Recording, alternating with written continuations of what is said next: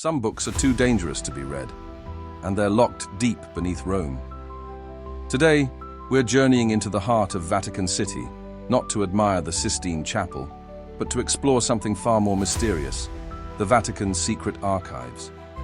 For centuries, these archives have fueled speculation, inspired blockbuster novels, and sparked countless conspiracy theories.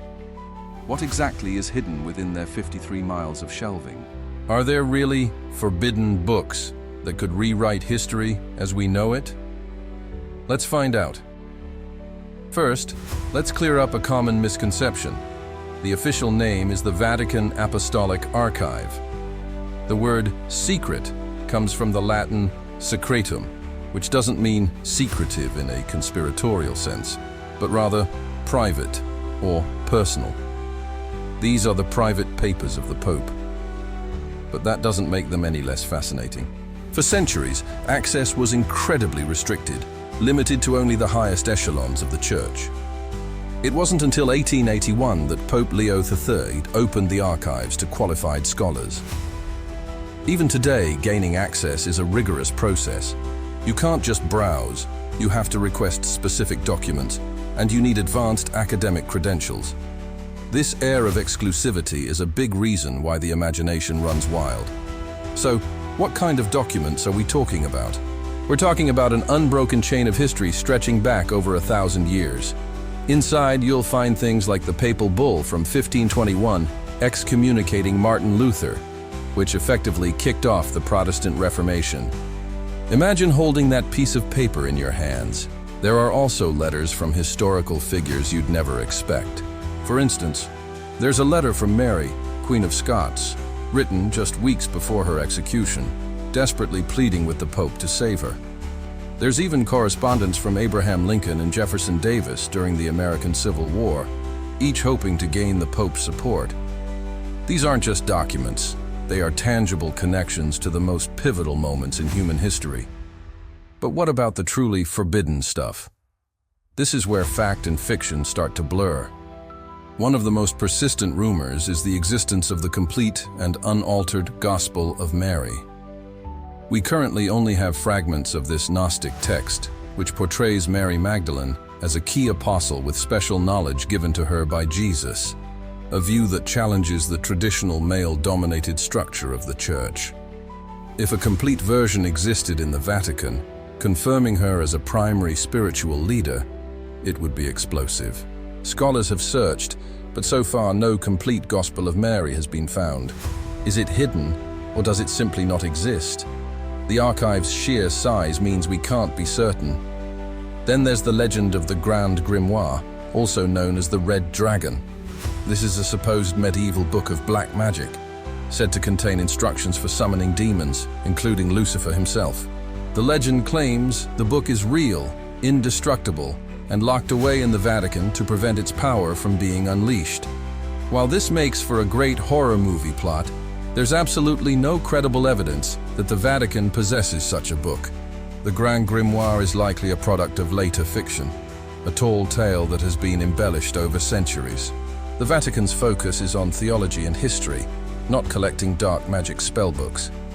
But the rumor persists because it's just so tantalizing. Let's move to something a bit more grounded in reality, yet still shrouded in mystery, the third secret of Fatima.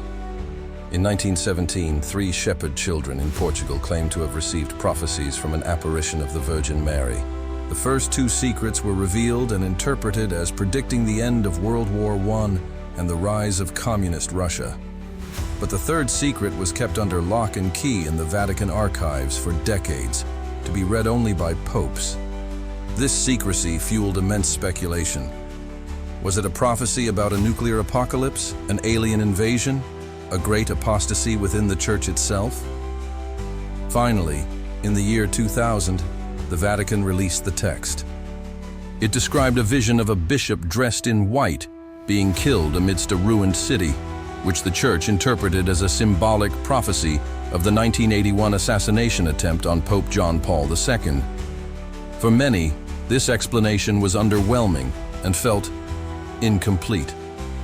Critics and believers alike have argued that the released text was not the entire secret. and that a more terrifying, world-altering part of the prophecy remains hidden. They point to inconsistencies in timelines and descriptions, insisting that the true third secret is still locked away.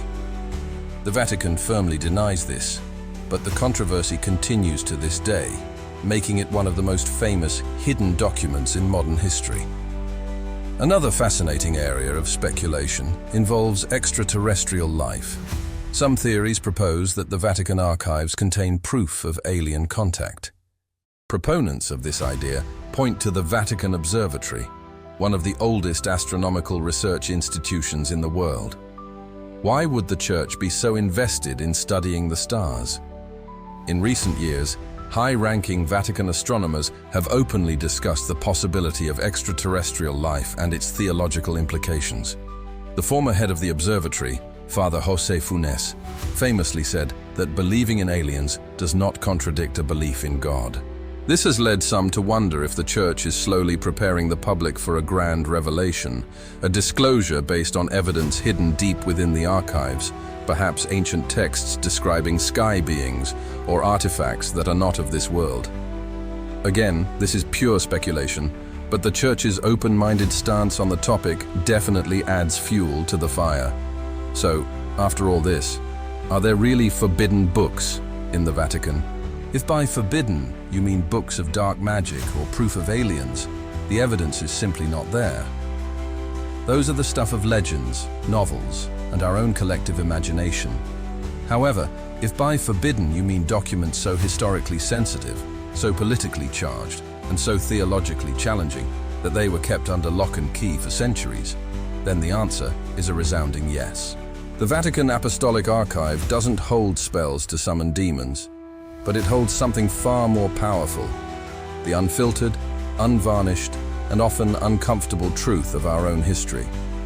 It contains the raw data of power, faith, conflict, and humanity.